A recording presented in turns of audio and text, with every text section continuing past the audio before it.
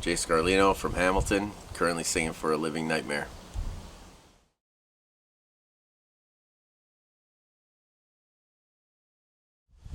So, influences growing up, I'd say like music was a big part of growing up. My parents are big dancers and they love their disco, but they'd always be also dancing to Fleetwood Mac and just oldies all day, every day. I still listen to them all the time, and yeah, just a huge connection to music in that way.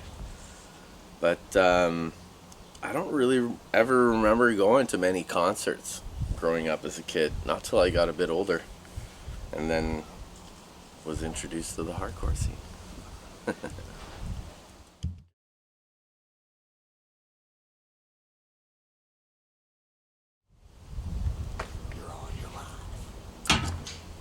So what got me into hardcore was a buddy of mine in elementary school. We met in like grade 5 when I first moved from Montreal, but his parents were divorced. He had a dad in Toronto. He would go see his dad in Toronto, and his dad would take him out to HMV. He picked up this magazine called Brave Words and Bloody Knuckles. This magazine was dope. BWBK, all underground metal, hardcore, punk, anything, right? And he would come back to Oakville. I was living in Oakville at the time. That's when we moved from Montreal. We moved to Oakville first, right? So, yeah, so he introduced me to all sorts of shit. Acid Bath to Ex-Disciple XAD. Like, just anything. Entombed, Slayer, all of it. It was all in that magazine. And yeah, he introduced me to hardcore and that punk scene, and then we started going to shows together.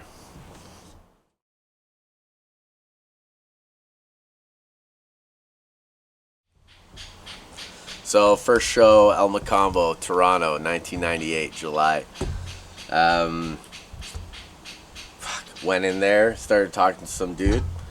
Anyways, he excused himself, walked to the stage, ended up being buried alive. You could actually watch this all live because my boy Steve here recorded that shit back in the day, and it's on his YouTube channel, Stronger Than Ever. But yeah, buried alive. Then Vision of Disorder, record release for Imprint, and then who headlines? Earth Crisis. That was my first show.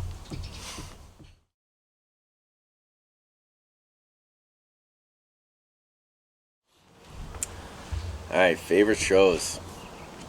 Man, I remember like some of the first shows I was going to, like rocked my brain.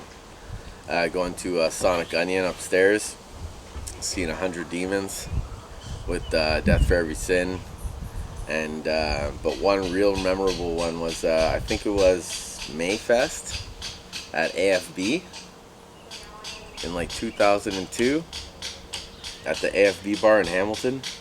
Oh, Demons. It was 100 Demons, Mental, Yes.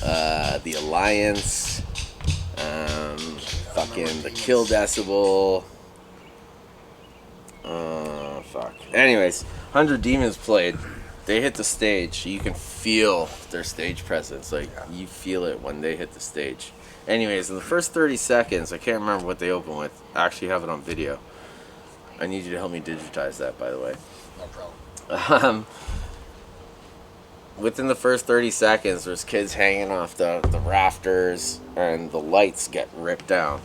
And all the lights go out, but somehow all their amps stayed on.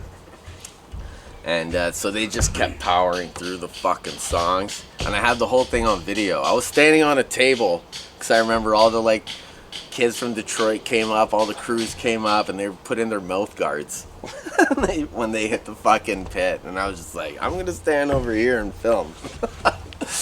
But yeah, so I was filming that, and I have all that on video. And they just basically played in the dark. It was fucking killer. And like one of my first times seeing a Death for Every Sin, I think I was like 20 years old. It was in 2002. It was opening for The Promise and Terror And when Tara just had the demo, I still have it, the CD, the demo from that night. That was the upstairs Sonic Onion, Hamilton. And I remember when A Death for Every Sin hit the stage, or actually there was no stage, it was a floor. But anyways, when they came up and they started playing, man, like, you can feel the tension. And I remember when they started, I just remember wind from fists blowing past my face and just being like, fuck, this is gonna be good. Yeah, man, just shows like that, man. Just seeing those bands and fuck, the early like 2000s, it was a crazy time. Crazy time for hardcore.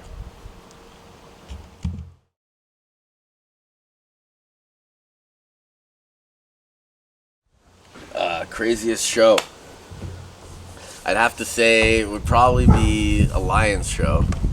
My old band Lions.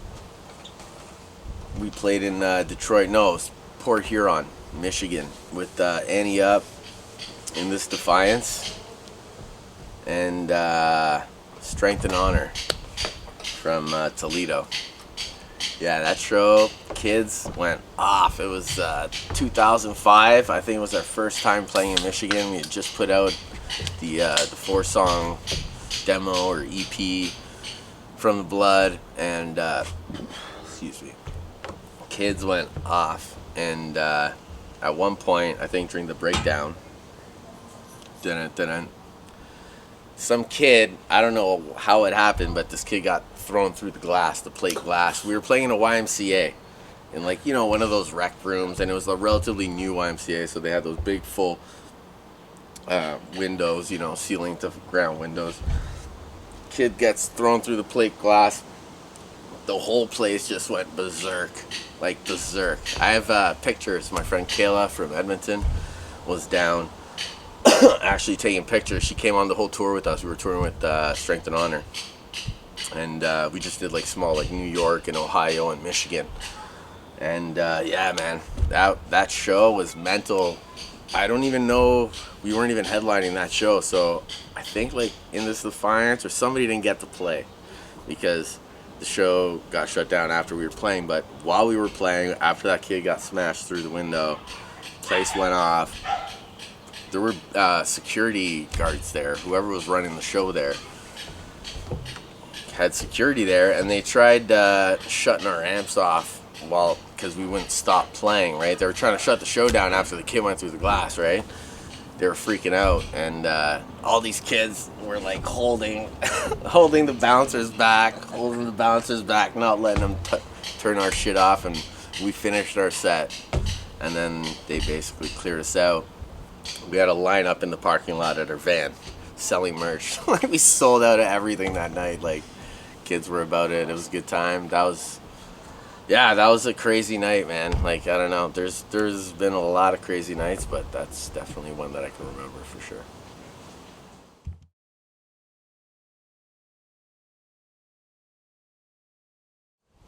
So, past and current bands. I don't know. I started playing in bands in high school when I was 15. Just with buddies from class. I didn't even think that I can do vocals. I was just hanging out, and I loved Pantera and I loved Phil Anselmo, so I was like, fuck yeah, I will fucking do that over your music. They were just, you know, ripping off Metallica and Pantera riffs, and, you know, I just wanted to scream over it like Phil. But then, yeah, after going to those hardcore shows and seeing Scott Vogel, like, rip to shreds the crowd with his vocals and Buried Alive, like, I was like, yo, I want to do a hardcore band. And then it was just like, you know, tough finding members until like I met the right crew of people, and I jammed with some dudes from Welland and In These Walls, and we started a band called Life, and ended up touring with The Gorgeous and Roses Dead across Canada and playing wicked shows out west. Calgary was one of the most memorable spots we played, just kids going off. It was wild. And E-Town, Edmonton, gotta mention E-Town. We played West Edmonton Mall in front of 2,000 kids with Misery Signals and Comeback Kid and the Warriors. This was like 2004. And that was a short-lived band because guys were getting new jobs and having babies and all that stuff, and that's when I started Lions, and Lions was a really dope band, like big part of my heart, big part of my life, and touring and meeting people and friends that I have to this day. They're still my best friends. And that was in 2005, and after Lions, man, yeah, just doing life. And what bands did I do after Lions? I did Burial for the Living was a short-lived band I did. Just jamming with some buddies. I think it was our buddy from Battle Cat and his younger brother. And then after that I did World Gone. I got Rogers, and that's where I met Luke, actually, drummer for my current band, Living Nightmare. I got him to do some stuff with World Gone because we were having trouble with, having a reliable drummer. Like probably every single other band on the face of the planet. And after World Gone, I was in an accident and out of commission for a while. And I wasn't really doing music for a bit, getting my life back together, doing physio, learning how to walk again. It was a crazy part of my life. And then I did Hostage for a little while. And I was doing a new career, starting a new career as a steam fitter, and then I started working nights, and I just couldn't be as committed to Hostage as I would have liked to have been. But they're a wicked band, and they're still around, so you should check them out. They got a Bandcamp and Instagram and all that, and I'm pretty sure they're on Spotify. But and now this new band that I just started with Rogers and Luke, Living Nightmare. It's gonna be dope.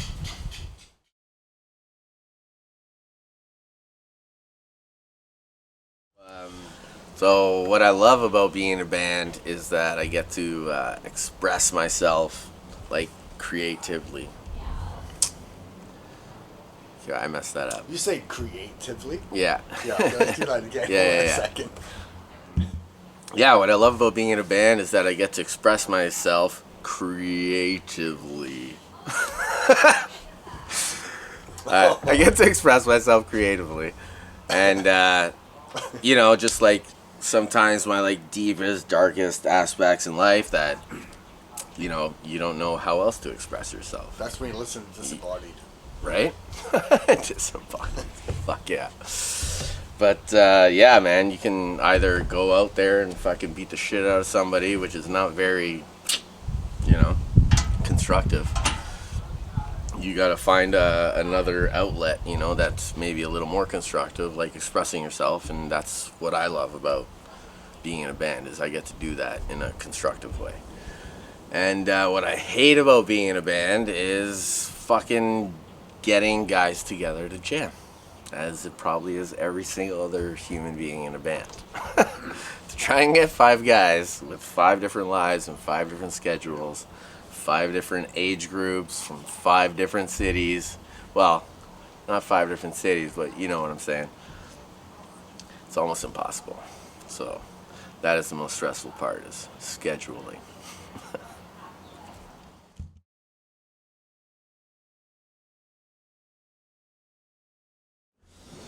Yeah, fuck, like I said, I love food, man. It's hard to decide between, burgers, tacos, greasy ass, fucking, fried chicken. But I'm gonna have to say, my nonna's lasagna. Lasagna is definitely my favorite food. If I can find like a nice Italian bakery or a nice restaurant and get a nice lasagna, because my nonna's no longer around, R.I.P., but that is definitely my go-to if I had a last meal.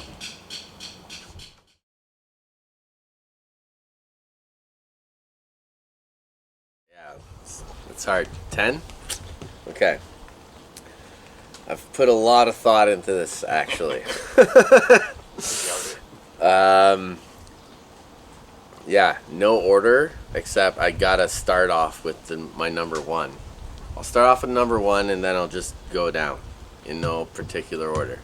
My number 1 has got to be, undeniably, Hatebreed's 1997 Satisfaction is the Death of Desire. Just the hardest record, and just the lyrics are unreal. They mean something. You can't help but feel them if you read along, you scream along. Steve agrees. I know a lot of you agree. So that's my number one. Close tie, what I thought was my number one, and whoever knows me knows that it's Buried Alive, Death Your Perfect World. Definitely a life-changing moment when I witnessed that live. My first show ever, and then that Mun's Church show in '98, I think, was their record release of that, because that El Macombo show, they just had that demo. So yeah, Buried Alive, that's my number two. Now, number three, no particular order from here on. I'm just going to go off what comes off the top of my head. I'm not going to... Fuck. I don't want to keep count. You're going to have to keep count for me, okay? Alright. Number three, Mushmouth, Out to Win. Fucking punishing. Just unreal. That shit, grimy as fuck to this day. One of the hardest motherfucking records ever. They're playing This Is Hardcore this year in Philly. I hope I end up there somehow.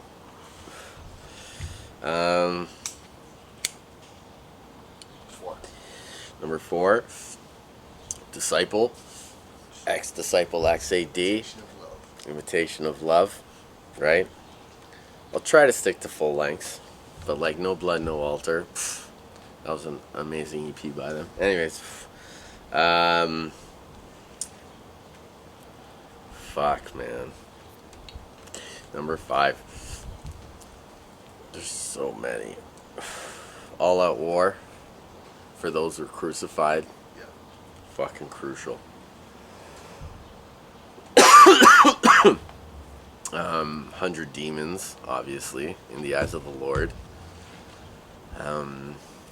Really underrated, Canadian hardcore Montreal, A Death for Every Sin. In a Time Where Hope Is Lost. That's what it was called. Perfect Murder. They were alright, but A Death for Every Sin. Can't touch that. What else do I got? I wrote some of these down because I knew I'd have trouble remembering because there's just so goddamn many. Integrity, For Those Who Fear, obviously. Cold as Life, Born to Land Hard. Fuck. I think that's my 10. You weren't keeping count either, motherfucker. We're both smoking joints here. Fuck. Alright. Honorable mention, Figure 4. Where Fear Weapons Meet. And, or no, When It's All Said and Done. That's the one right there. And, The Kill Decibel, Bled Dry. Check that shit out. Chokehold. Fuck, how could I forget Prison of Hope? Chokehold, the almighty Chokehold. Hamilton, Ontario, motherfuckers. Anyways, peace out. Thanks, Steve. Homie. Stronger Than Ever videos. Peace.